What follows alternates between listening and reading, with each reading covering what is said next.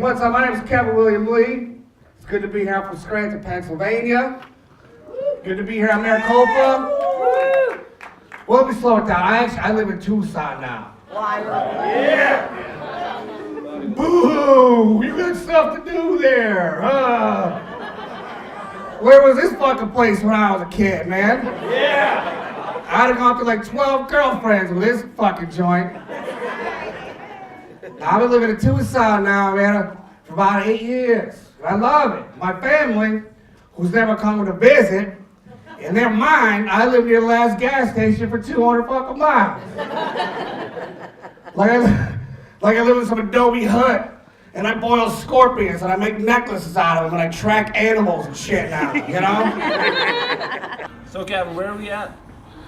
Well, thank you guys for joining me. We are here at the legendary Plush on the corner of 4th Avenue and 6th Street in Tucson. A lot of amazing bands have played on that stage, but I also run a comedy night here on Mondays, and I'm really, I like to get here when it's nice and calm like this before the storm occurs, so that way it's kind of quiet down, have my cup of coffee, and what are you, a church group? What the fuck is going on here? Wake up! How you guys doing? Good for you. Wake up. Look at me. I'm 34 years old. I'm drinking water and trying to make you laugh. Good for you. I'm going to be 27. I'm so old. Shut up. I just turned 34. I'm white. I'm bald. I'm bearded. And I am officially a fucking creep now. My boobs are bigger. That's why. That's why. Give me a couple months off, sweetheart. They'll be lining up. 34 years old now, man. Everything. Shut up! Jesus Christ, you're like my mom after a fucking good episode of Jeopardy. Shut up! What inspired you to become a comedian, Well, comedy's always been a big part of my life. And, I remember my mother raising me on, like, old Eddie Murphy and Bill Cosby and even, like, Sam Kinison. And it's always been a big part of me and who I am. And my friends have always urged me to become a comedian, especially my brothers. And back in 2009, my brother Michael passed away. And it was just kind of one of those things that hit me. And I mean, obviously, losing a sibling is going to hurt, but the putting yourself together aspect of it and learning how to deal with it. And I was also going through a crazy breakup at the time. And I saw an ad for an open mic going out of Laughs. And I decided, I'm going to do what he probably would want me to do in order to better myself, and I went to one open mic, wrote some crappy material, and I did two minutes worth of material in 30 seconds because I was so nervous. But I didn't suck, so I and I loved it. It turns out it's something I really love doing, and it's just stuck with me since. And turns out I have a knack for doing it, so it's been nonstop since, What's up, Tucson? Give it up for your host, Josiah. Give it up for that girl that looked like Sade, run the thrift shop. I was kidding. She's 18 years old. That's fucking awesome. I shouldn't make fun of anybody. I took a fucking Suntran bus to get here tonight. Let me tell you something about a Suntran bus. If any guys have a problem in your life, right? You're feeling down on yourself, kind of sad. Jump on a fucking Suntran bus. I'll tell you why. You get done, any stuff, just jump on any one. You get done, you get off, but I'm so glad to be who I am today. So where are you at in your life right now? Actually, I'm at an exciting point in my life right now where I decided to devote my time towards doing nothing but comedy and music, and I just recently quit my job too because I just realized that if you know, I'm 34 years old right now, and if I'm gonna make a go at it, it might as well be now. You know, I could always find a job down the line doing something else, but for right now, I'd rather just do what I want to do and what I feel is right. And you know, while I have this solid passion towards what I'm doing, I figured might as well just take the chance now and do it. And I couldn't be any happier at this point. Plus, I'm not to have a boss, man. I don't like anybody telling me what to do. And that's the thing about comedy. Nobody tells me what to do, and that's why I like being up there. It's just you in front of a crowd. If you suck, they won't forgive you. But if you do good, then you know the rewards are so gratifying. It's crazy, you know. And I couldn't be any happier.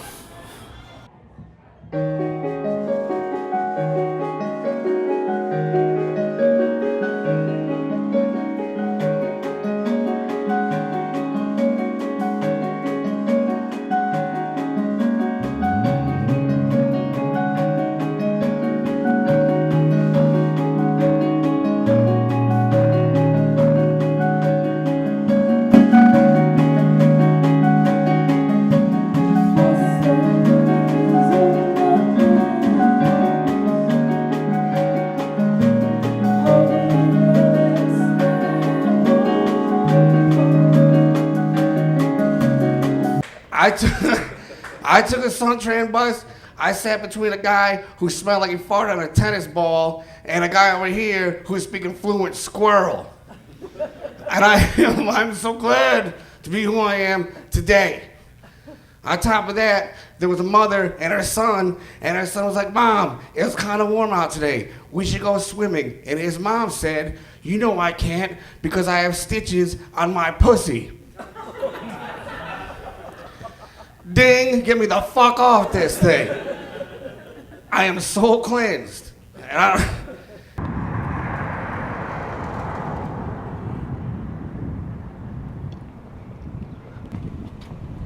Casa Video.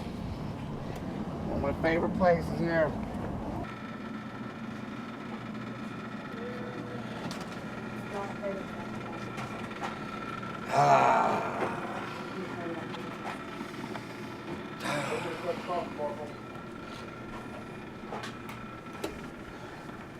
Can't touch guards and wrists. And was the Army's #1 weapons contractor. You or you want. Taking free popcorn in this place. America's golden boy, a lot of other good men are dead.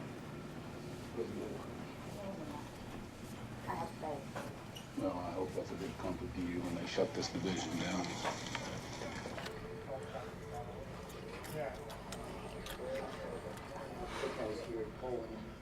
Baltic, and the sixth one was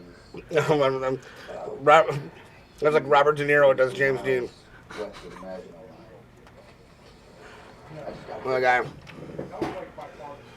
He was 24 when he died. I wonder what he looked like. He wouldn't look like that now, would he? Al Pacino. It's about a civil war. I love Pacino.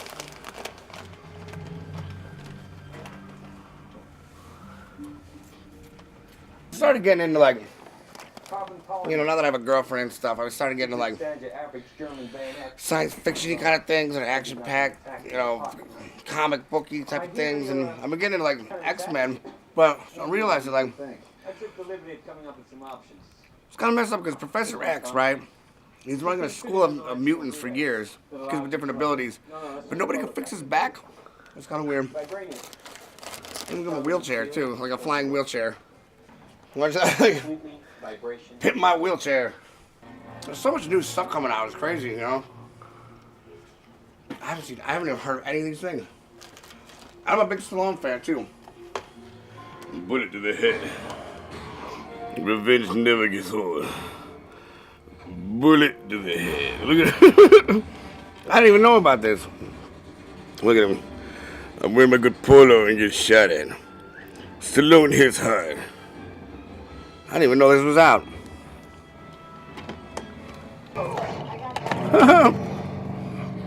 I turned out to be a whore. If I see her tongue one more time, these are all Oscar-nominated and winning films from like each particular year, which is awesome. I love this place. I don't think I'm gonna get anything today. I got a big night anyway. Let's get out of here. Now, see, I got a call from my Uncle Mario races up. Okay, let me ask you something. Yo, since you were living out in the fucking desert, you ever wake up with a fucking tarantula on your face? Like, nah, I never woke up with a tarantula on my face. Yo, this is what you do if you wake up with a fucking tarantula on your face. You turn him around, you kick him in the fucking balls. I'm like, what? Tarantulas and balls? He says, yeah, by the way, what the fuck is a javeliner? I'm like, what? Right. Where lays your inspiration? Where lays my inspiration for comedy? Well, to be honest with you, I think I just have that personality where I think everything's funny. I mean, there's comedy everywhere. Everywhere you look, there's something funny. There's always something funny happening. The ironic perplexities of life. The way your mailman might kind of squabble as he comes to your door. It's just all the little things, and I just, my mind is constantly running and taking information, and I find the humor from the craziest corners of life, I guess. You know, some people have to think about things too hard, you know, whereas most guys that resort to simple dick jokes and things like that. I like to use my imagination and observance, and that's where my inspiration comes from. Looks like I need a coat. I just realized it. It's ripped. Can't go on stage with that. Let's see if I can't find myself a jacket here.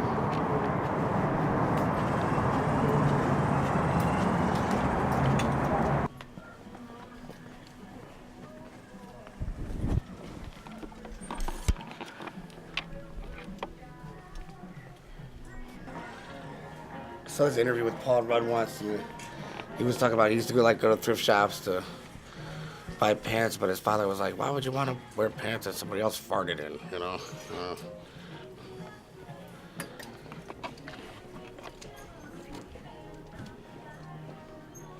Basically, what's not going to make me look like a history teacher? That's what I'm after. I'm a comedian, not somebody who's out to give advice. I love this song.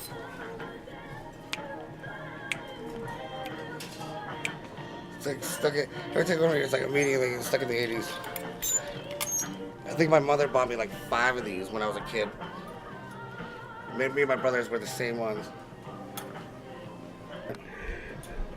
I'm gonna tell you guys a little secret, a little game I like to play with myself when I'm at a thrift shop. It's called, if I was a woman, what kind of purse would I buy?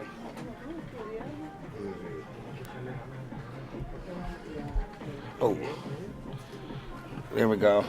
Found the winner. I always try to impress my girlfriend and be like, "What do you think of this one?" She's like, "I hate it." I guess I have terrible taste as a woman.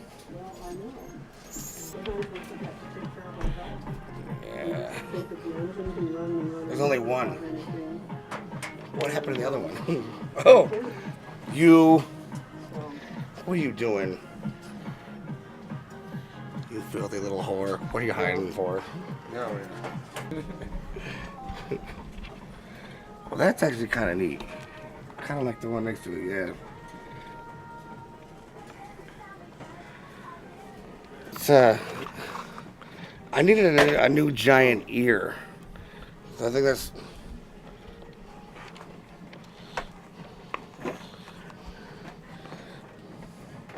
Wait. What? All right. It's coming with me. Fine, I have to have it. Absolutely. And there wasn't a pair of them? No. Wow. That's all right. Come Halloween, it'll make sense. Okay, so just out of Fair enough. 99 cents. All right, you drive a hard bargain, but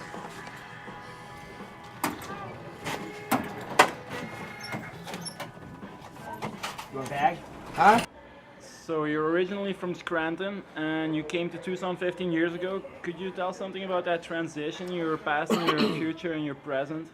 Yes, I was originally born. I was born November 15th, 1979, at the CMC Hospital in Scranton, Pennsylvania, and you know, life when I was growing up was real kind of bleak and dark and weird. And it's a cold, kind of depressing place, and there wasn't much going on, and especially, you know, as somebody like myself who immediately took on interest in art and music, there wasn't much of an outlet there, and so it was a struggle kind of growing up, and I just always thought to myself, I'm gonna get out of here eventually. It's just where am I gonna go? And I actually came through Tucson not too long before I moved here. I came through on the road with an old band I was in, and I just immediately fell in love. And I said, this is the place where I'd like to live. And I think I've been in Tucson now for about eight or 9 years now, and I love it. I love this place. I mean, such great people and tons of great things to do here. And my family. My friends back east, they never come to visit me because they think I live in some scorpion lair. I wake up with tarantulas on my crawling on me, and you know, it's obviously not. I mean, you know, it's a beautiful place. That's right, I grew up in an Italian household. Any Italians here? Two out of 200. All right, my people.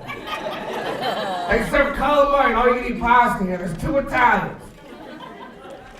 I love it. I know my mother, she's always been like, be proud. Be proud of the fact that you're Italian.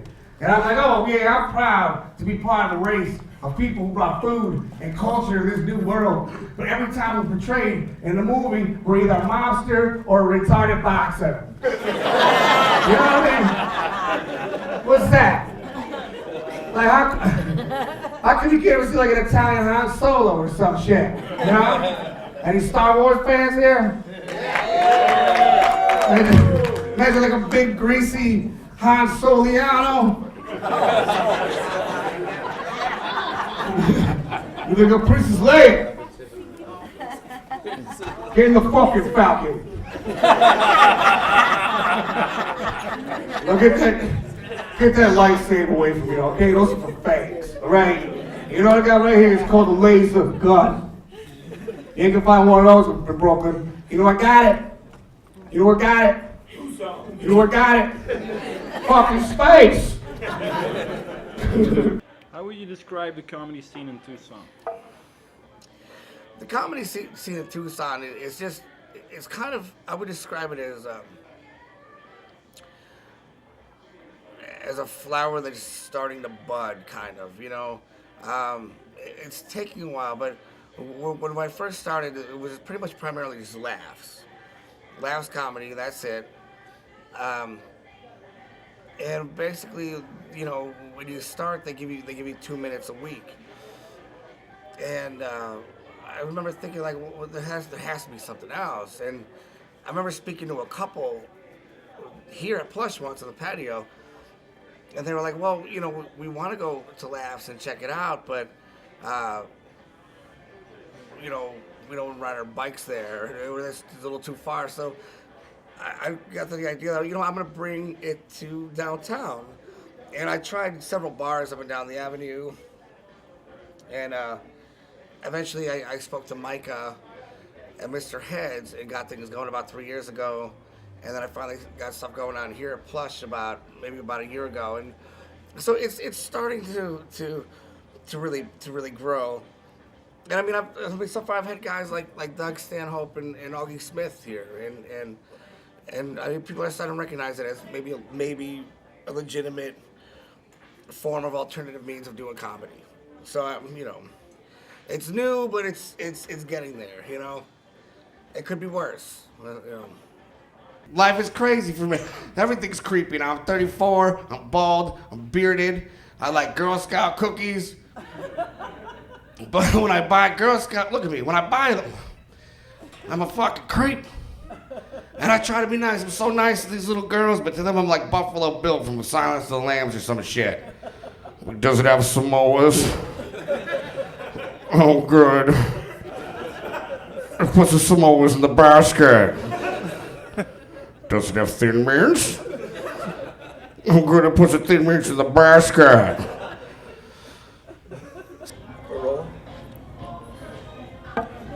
Can you tell us a little bit more about yourself? What do you want to know? I mean, And what intrigues you? a lot intrigues me. Life intrigues me.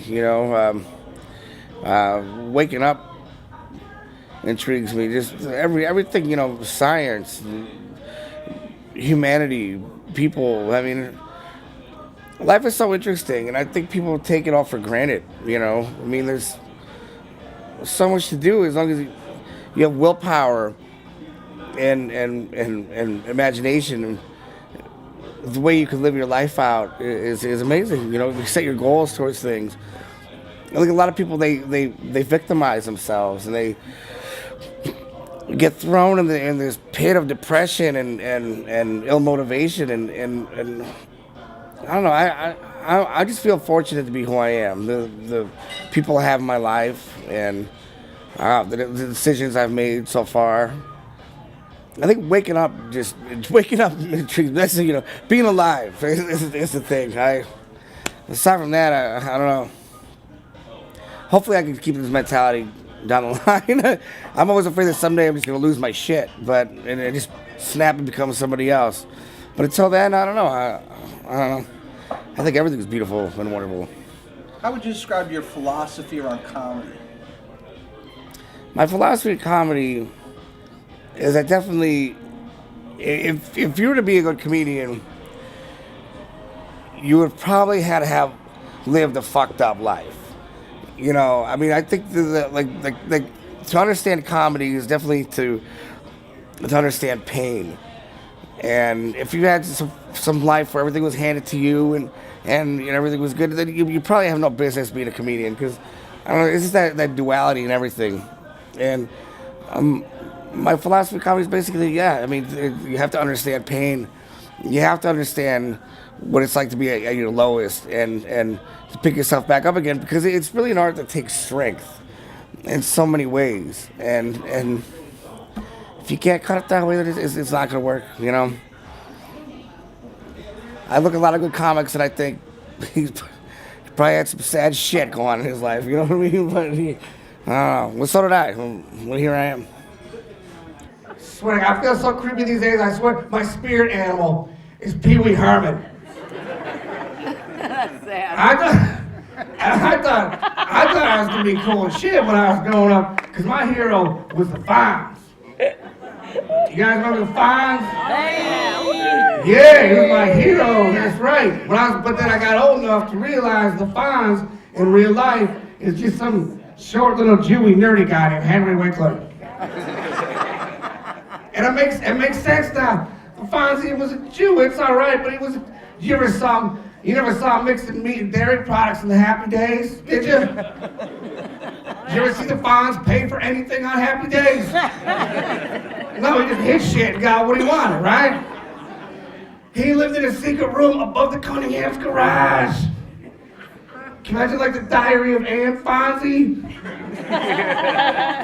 He's like, January 29th, Nazis don't find me yet. Hey. My life is so fucking good. I went to get a pack of cigarettes the other day, and the lady behind the counter, she's like, "Are you 18? Are you 18?" I was like, "Lady, if I'm 17 years old, you better call me a fucking doctor. Because I got some Benjamin Button shit going on." Everything I do. I went for a walk the other night through a park, right? It was dark. Don't do that.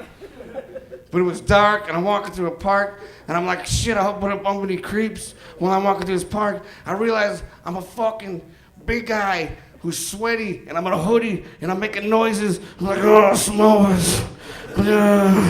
Yeah. I was the creep of the fucking park. God damn it. Who out there in the comedy world, without naming names, what inspires you about some of the most talented, most successful comics out there making it and having carving out a good career for themselves? Their money. Yes, you know, I see some guys out there. I hate to say it, but I mean, there's a reason why I quit my job, and that's because I want to be able to live earnestly doing what I love doing. It doesn't make any sense to be born with a talent, but do something else to support yourself. You know, I feel like we're all born to do something, and that's what you should be doing. You know. And yeah, hell, fuck yeah, I want to be able to buy a house here and a house there and whatever I need in life. As long as I have food in my stomach and a roof over my head, like that's all I want, you know. And to be able to travel wherever I want to go. That's what I want. The other day, I was home alone and I was playing the game Bloody Mary. You guys remember that? Man, I was home the other night, I did that. And the creepiest thing happened, man. I was in the bathroom, and I said her name a couple times. It was dark, and then all of a sudden, there I was, right? And then, well, a ghost didn't appear, but I realized that I'm broken, I'm a fucking loser. 34 years old, I'm playing Bloody Mary.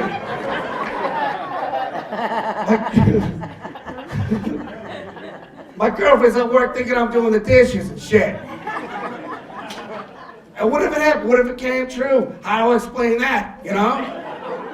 My girlfriend's gonna come home and she's like, hey, how come the dishes aren't done? Hey, how come my mirror's broke? Hey, who's this scary bitch right here? Like, oh, that's Bloody Mary. Why did you quit your last job, Kevin? I quit my last job and I basically I couldn't take it anymore. I couldn't take not devoting myself 100%, giving myself 100% towards what it is that I want to do and what I want to be, you know.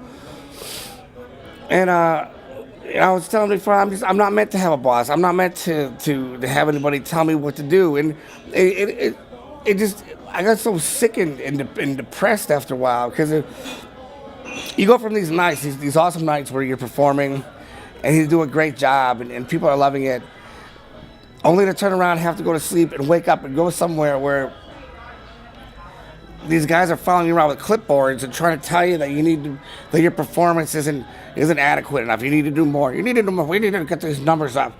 You need more sales. And it's like, I'm at the, just don't fucking nag me, man. I come in with a good attitude. Isn't that enough? You know, I show up with a good attitude, and you know I perform at 100%. But because I'm not getting up to corporate standards, But you know, my girlfriend, I love my girlfriend though. You know, I do. I love her. Great. But you know, we just had an anniversary recently, and she bought me some suggestive gifts. Let me further explain, okay? I got her a nice necklace and a nice watch, and she got me an exercise bike and a bag of spinach. So out of anger, I've lost 20 pounds in the past 2 months. Yay! That's right. I was watching the bike, I was looking at the bike, and it says exercise bike right on there, right? And I was angry, I was mad, I was sweating. And I'm like, of course it's an exercise bike. Any bike is an exercise bike. There's no such thing as a fuck your life off bike. That would be a couch and a joint. All right, I'm gonna get out of here, but I'm gonna do some impressions for you guys real fast. Is that cool? I got about a minute. All right, I'm gonna do it anyway. All right, this is what your house would sound like if it was haunted by Sylvester Stallone. Boo,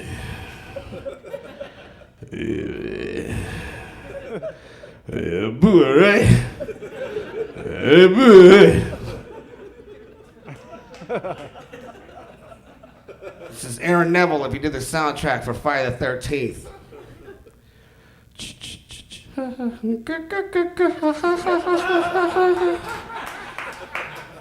Jason's gonna kill you.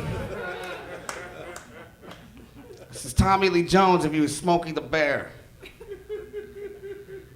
What? Only you can hear a voice, man. Well, one time we let the fire over the head in our house, little boy died. That's all I'm saying. This is Ving Rhames. If you worked at a Subway. See, right now, we got ourselves a situation. You trying to tell me any more mayonnaise, I'm trying to tell you less, motherfucker. So glad to be back here. Thank you, guys. I'm gonna do one more and I'm gonna get the fuck out of here. You guys know who Jason Statham is? Right on. I thought it'd be funny as shit if he has on a cooking show on PBS. So I'm gonna do so. This is Cooking with Jason Statham. Hello. Welcome to Cooking with Jason Statham. Today, I'm gonna cook Cornish hen. And when I get done, someone's gonna pay. Thank you guys so much. Kevin Lee.